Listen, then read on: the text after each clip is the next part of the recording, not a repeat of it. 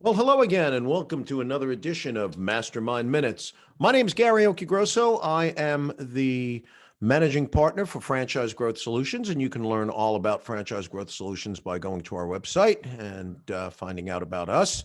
Mastermind Minutes, for those of you who are joining us for the first time, is a very simple concept, simple podcast. It is typically one question, one guest, and one answer. I say typically because sometimes we do have more than one question that comes out of the conversation, but it's done in minutes, not hours, and there'll be valuable insights. And if a few minutes is not enough to learn about our topic, you can always contact our guest or our guest company and learn more about what they do. And today I have the extreme honor, really, of having a guest on, Steve Schultz, who is the co-founder and CEO of Nékter Juice Bar.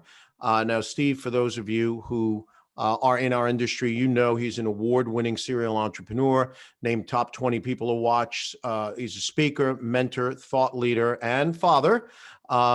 He's grown Nékter Juice Bar into the clear leader, really the clear leader and pioneering champion of the elevated juice bar experience in the $2.2 billion industry. And I'll tell you personally, I've been in juice bars. Some of them in New York City aren't really as appealing, appetizing, and maybe not where you really want to buy some juice. But Nékter Juice Bar definitely is the champion in elevated experience, in elevating that experience. Seeing an opportunity to disrupt and refine the space, Steve co-founded Nékter with his wife, Alexis, in 2010.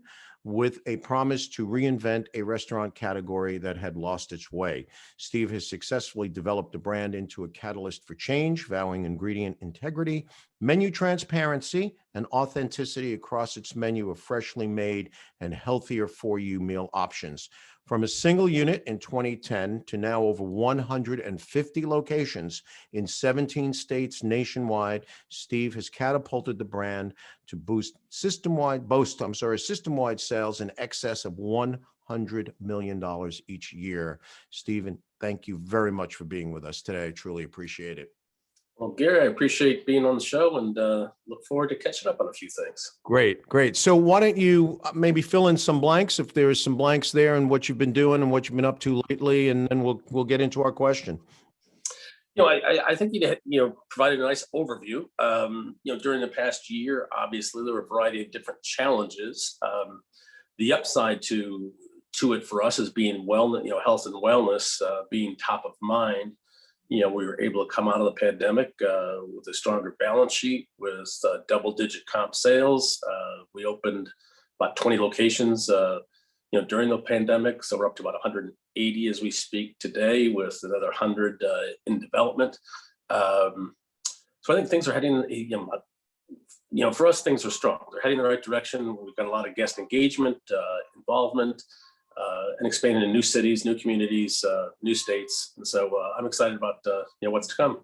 Well, that's great, and I, what I've seen a lot in the better for you, healthier for you concepts during the pandemic, people have been driven to those. I see acai. I represent an acai brand, and his sales have been absolutely phenomenal as people gravitate towards that, just in general. But I think the pandemic brought it maybe more into focus with respect to how people want to live their lives and what they put into their bodies. The fact that you've opened up locations during the pandemic is terrific. We have worked with clients who have done that, and we've seen here in the New York area, where we really got hit hard with the pandemic, we've seen a lot of opportunities with second generation restaurant space, opportunities to go into spaces that cost a little bit less to open up, more flexible landlords. So I guess out of the crisis and the tragedy that's been the last year here in the US, there are opportunities for people who can, first of all, see them as opportunities and then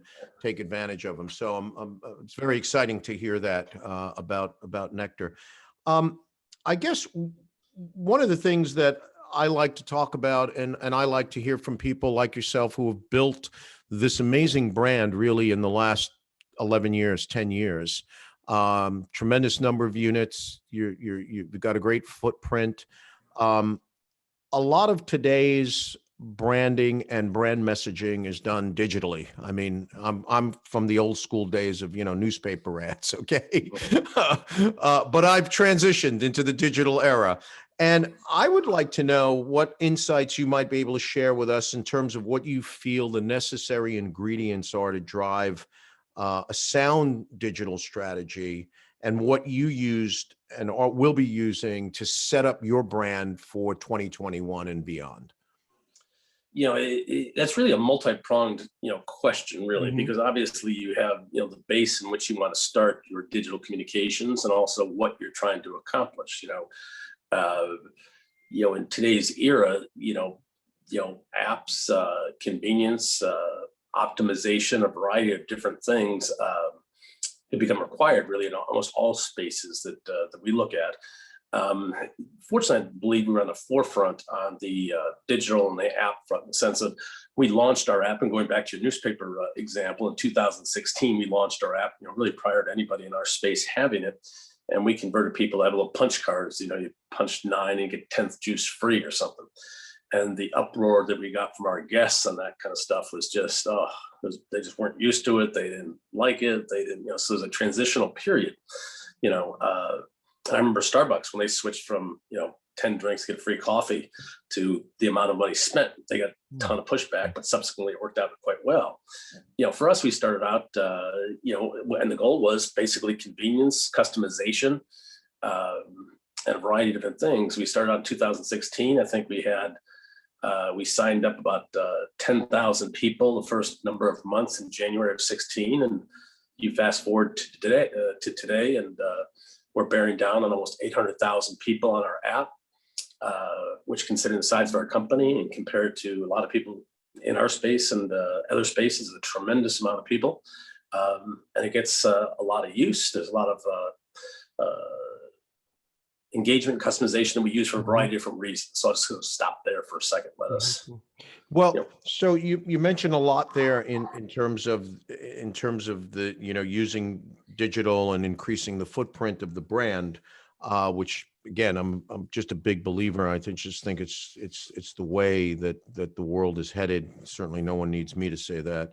It's very obvious. You mentioned the app that you launched in 2016, and that it provides a certain level of convenience and engagement. So I understand the convenience piece, because I'm one of those people that orders on an app and then kind of goes in and gets my coffee. I do that. But I'm curious to know if there's how you use the data that you're collecting to remarket to your guests, maybe increase frequency of visit, help your franchisees use that platform as a way to increase their sales, as well as inform your guests to perhaps new products, things of that nature. As they always said, the key is the data. What do you do with that data? And we've obviously got a lot of people. We have a lot of transactions, and you've got to optimize it. As an example, let's say that you like acai bowls, which you mentioned, right? Mm-hmm.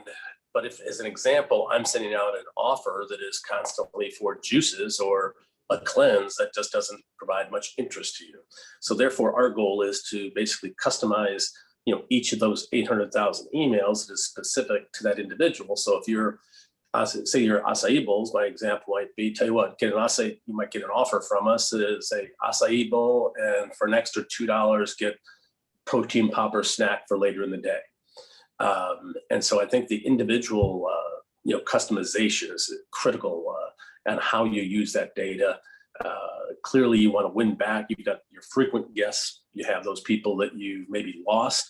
And depending on whether it's 30 days, 60 days, 90 days, or longer, you have win back campaigns with the offers increasing depending on, how long they've been, haven't been to the store. So, obviously we go to entice them to come back in and get a free bowl or a juice or a smoothie, or it depends on what the incentive may be.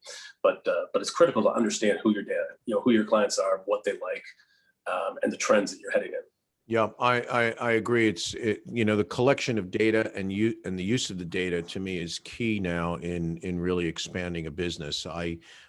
When we take on a client, it's one of the very first things we look at, because we find very often, especially emerging brands, if they're If they've been around for a long time, meaning, a company store or two or three company stores, and they've been around for a long time, maybe it's a legacy brand. A lot of that technology or that technology mindset is not baked into the franchise equation. And I see that as a huge piece to the franchise equation, because franchisees want to know, how are you going to help me get customers? How do I keep people coming in? So aside from the app, what about things like social media platforms? I mean, you've got great looking products. They're very colorful. They're very enticing. How do you use, say, Facebook, Instagram, and not only how do you use them, but talk us through how you maybe guide or limit your franchisees to a certain extent from having their own digital platforms. Yeah, and people have to be careful with that. And what I mean by that is that, you may have heard the story. It might have been Denny's or somebody out there, and they've got 3,500 locations or whatever it is. And one of the franchisees happened to, announce on Instagram or Facebook his support of Trump. All of a sudden CNN runs the headline news: Denny's supports Trump. It's one of 3,500 franchisees. It certainly doesn't represent the brand or what the company thinks. And so that's just an indication of how tricky social media can be. So we have a platform in which it allows, so we have all our franchisees have access to their own Instagram and Facebook account that is regional, specific to their exact community and location. We have national content in which we push out to all locations every day, as it is fresh content that's relevant. And then we also give the franchisees access in which they can post. You might have a situation in which there's an ice storm and you might be closing early, in which you can announce. Or maybe a baseball team did something, or you might want to draw people in and say, hey, it's raining, come in and get a ginger shot, free ginger shot today. And so you can go on our platform. It goes through an approval process. It's all automated. So we don't have somebody putting something out there that's, it's a quick example, which I thought was kind of funny story. I thought it was funny. A few people got a little upset about it, but we had one girl post a picture of them smoking a joint in the back by the walk-in cooler, Oh, and it was like, oh boy, it was on 420, and I'm not a pot guy or anything like that, so I think the date's 420, whatever that day is. It's the thing. Yes. And the caption was going really green today, but clearly for the brand, again, I found some humor in it. Some other people didn't. We got to take it down pretty quickly. And then we realized, we need to put some filters in place to do it. But we also understood that we've got to have the franchisees engaged in the community. And so we assist them a great deal in that aspect. Our marketing team, our LSM team is very engaged on that aspect. So those kind of things, Facebook, Instagram, Yelp to get new people. LSM has changed quite a bit during the last year, because you can't go out and sample and walk around and do what you normally did. So a lot of the LSM now is, through a very aggressive geofencing, digital campaigns through the platforms that I mentioned. They're very specific to that location. Yep. And I'm beacon technology too. So I was gonna bring up, the Yelp and the Google My Business, and I think you used the term geofencing again. A lot of these things, a lot of brands aren't doing, and what always surprises me is these things are available on sort of a level playing field. It's not like the company has to be able to afford an ad on the Super Bowl. I mean, essentially anyone can do these things, anyone running a business, even a single unit. And I think that it's key that everyone have a digital strategy going forward as they look to promote their brand. That being said, during the pandemic, and I think what I'm about to say, I know there was this huge increase in third-party ordering platforms and things of that nature. And we've seen that here in New York. Some of my clients have been complaining about it, quite honestly, because so much of their sales are on that, commission-based, the Grubhubs of the world and the Uber Eats and that sort of stuff. And it's helped them, but at some point it will tail back. But I see the third-party ordering platforms and things of that nature as part of a digital strategy, because they present what they do on digital platforms, and you may want to be part of their, you may want to be on their platform. So I guess the first part of this is, is Nékter using third-party ordering platforms and things of that nature? Yeah, I mean, we're fully engaged in the DSPs, which include obviously the Postmates, DoorDash, Uber Eats of the world, and they're all integrated directly into our POS. So anytime an order comes in, it goes right into our POS, the ticket prints in the back of the house, the order's made, it goes to the fridge. So it's a very seamless transition. The argument, obviously, initially, and the argument maybe still today is it incremental, are these DSPs incremental business? And that's a debatable question. As far as the commissions, you're absolutely right. I mean, you're paying a lot of money, for that product to be delivered, but it is I don't know about a necessary evil, but it is now taking up a significant amount of our orders. If you combine that with the app, the walkthrough traffic compared to the digital traffic is almost 50-50 really. Right. But if you engage with them, I think that there are various opportunities. I mean, if you make some commitments with some of the DSPs, such as a DoorDash or a Postmates at certain times of the year, and do some promotions for, all right, we'll pay for 1 week of delivery, they pay for another week of delivery. We'll do a BOGO offer, they'll offset it by X or Y, or we'll be on top of the juice category for this or that. And frequently we've seen numbers. We've had I don't necessarily want to do case studies, but we've done various A/B tests in which we've seen sales come in at 42,000, but then we switched it with the free delivery, and the following week through the same DSP, 174,000. So, so you've really got to understand what the capabilities are of the DSPs. Yep. And what your real cost and what the net is out of it, because I think that there are a lot of opportunities within them. It's just really trying to embrace them, negotiate the best rates. So it'll be interesting to see if they're able to continue to maintain these, high commission rates and delivery charges that they do as the pandemic slows down a little bit. Yeah, I agree. I think we'll see a slowdown, but clearly it's not going back to what it was pre-pandemic. And the reason I bring it up is because I see the same users. So folks who are participating in, your digital strategy as you described it, and with Instagram, these are the same people most likely to be using an app or using a third-party delivery service. And so for me, I just see it all as one big piece.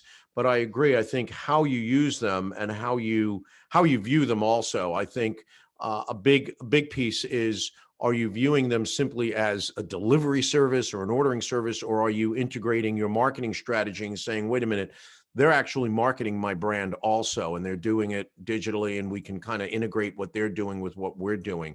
So I think that's a big piece of it, as you point out. What's on the horizon for Nékter? Where do you see yourself and the brand going in 2021, 22, like the next couple of years? We started off the brand basically in 2010, and as you had mentioned early on, to disrupt the space, to provide health and wellness to anybody who really desired a healthy lifestyle, and that was our goal. And that is more relevant really today than it was 10 years ago. So I think the brand continues to evolve. I think technology is certainly part of it. I think as far as the product offerings, I think people a lot of times have to be very careful in the sense of, too often people try and be everything to everybody. And I've had conversations with CEOs of some of the competitors, and when they tell me that, they want to have something to sell everybody in their store, I just shake my head. I don't tell them what my answer is, but that's what I believe. And so as I look to the future, we look at natural, just like you mentioned with us, you look at what natural brand extensions are and you can offer, whether it's bowls and you add a layer to the bowl so it's a little bit different, or you have, add some protein poppers or things of that nature, but you don't go to peanut butter and jelly sandwiches. So, you've got to, so I think the important thing is and you also look at the, what the footprint is, as we talked about, the future. We've got some locations that are, almost 1,900, 2,000 square feet.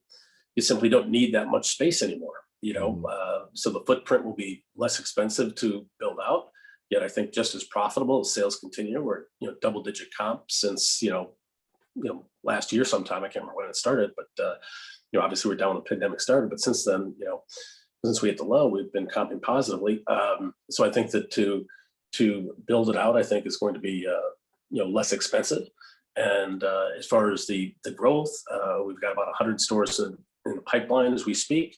We've got an R&D team that's very aggressive in looking at what those next offerings are, which you'll see some of them come up that we'll announce. I won't go into details now, but they'll be coming up in the fall. But I think the goal is to make sort of not overreact, not try and be everything to everybody. Take those baby steps to the next iteration of who you are. And then a lot of the evolution of us will be behind the scene things that people won't see, that provides a greater convenience and capability for somebody to maintain a lifestyle in which provides health and wellness and things that I think they're integral part of anybody's lifestyle. Yep, I agree, and that's great news, and it's exciting, obviously, to hear how many units you've got in the pipeline that you're opening. And I think simplicity of operation, which kind of gets tied to not wanting to be all things to all people. I see this mistake all the time with franchisors. In an effort to be all things to all people, they just gum up the works, and now they're not delivering quality product, and no longer is the operation simple. Which thwarts the entire franchise model. If you wanted to be a multi-unit franchisee, it's simpler to do it with a simple operation than a complicated operation. And I think the integrity of the brand, I think people, I remember back in the 90s when McDonald's started selling pizza and tacos and Lord knows what else. You almost didn't know what you were in a McDonald's for. And then, they kind of went back to selling cheeseburgers, fries, shakes, and soda. And you said, okay, that's what they do. And I think if you extend the brand to the point where you're trying to be all things to all people, you just confuse the guests. They no longer know what you stand for. So I agree. Well, and I think for the franchisee, I think the other thing that's critical and a differentiator between us and a lot of brands is we have 40 corporate locations. And so anything that we're going to do, we're going to run. One, we've been through almost any experience that somebody could go through. Two, we've invested millions, so we're investing in ourselves. So we want to try something and test something. We've got a lot of access to our locations, for a variety of different, reasons and things that we're looking at. And so it, confounds me sometimes when you see some of these franchise brands and they've got, 2, 3, 500 locations, but one corporate store, or 2 corporate stores or a handful of corporate stores. It's hard to, for me, unless I feel confident in what we're doing, I don't want to release it to a franchisee. And, through the last 10 years, we've learned a lot, and we take those lessons and obviously we share them and convey that to the community. And I think that by investing the millions of dollars with our own locations and continuing to own and operate it, is an integral part and a differentiator compared to, almost certainly anybody in our space and, in a lot of spaces. It's just an important thing to do, I think. Yeah, no, I agree. And unfortunately, there are some, I don't want to say many or most, but there are some franchisors that don't practice what you just stated. And, for me, I want to know for my clients are franchisors. So I want to know how much skin they have in the game. Because if you're going to do everything on the back of the franchisee with the franchisee's money, I'm not so sure you should be a franchisor. So look, any last thoughts you want to leave us with about digital, about Nékter? What would you like to leave us with? Again, I think that, we're excited about the future. I think that, all of us should be. I think, we're hopefully at light at the end of the tunnel as it relates to the pandemic. We're in solid footing. We've got a new menu refresh coming out this summer with some exciting new items, but still a menu that's simple and not intimidating, yet healthy. We've got some other new products, add-ons that are coming out. We've got some new cities and states. We're beginning a strong franchise push to spread across America, so to speak. So if anybody's interested, they can certainly go to our, NékterJuiceBar.com website franchise and reach out to us. We'd love to, talk about it and go in detail. We're very particular on who we partner with, and a lot of times I'll want to fly out myself and meet with them and talk to them, especially a new town or city or state, because again, I feel like it's my name that I'm putting out there, so to speak, and I don't want to go someplace unless I feel it's a place that'll work, unless it's somebody that's going to represent the brand well. So if somebody's interested in in Nékter and bringing it to the community, welcome them to reach out, and look forward to talking to myself and the rest of our team and learn more about what we do. But the future looks bright. The wind's at our back, and assuming we can not make too many dumb mistakes, I think we'll be all right. Well, that's really great news to hear. And again, for those of you who are listening on the actual post for the podcast, there is a link if you want to contact Nékter and learn more about the concept. Steve, thank you so much. It's really been an honor to have you on the program today. I look forward to perhaps meeting you in person someday at an IFA conference, if we ever go back to having live conferences, or at a multi-unit conference meeting. But I truly am appreciative of your time today. Well, Gary, I've heard a lot of great things about you, and it's really a treat to spend some time with you. And thank you for having me on the show. Thank you. I'm flattered. Be well. You too.